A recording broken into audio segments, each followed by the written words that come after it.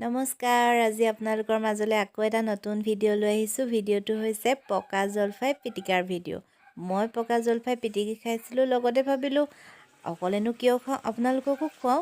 এইফালে মই 4টামান জলফাই পিটিকি লৈছোঁ।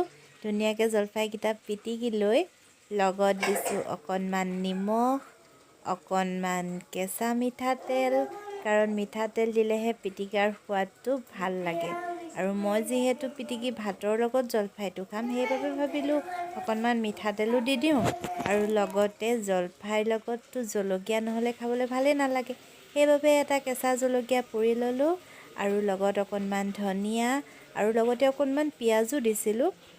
গোটেইখিনি মই একেলগ কৰি পিটিকি ল'লোঁ। আৰু ফাইনেলি এয়া মোৰ পকা জলফাই পিটিকা।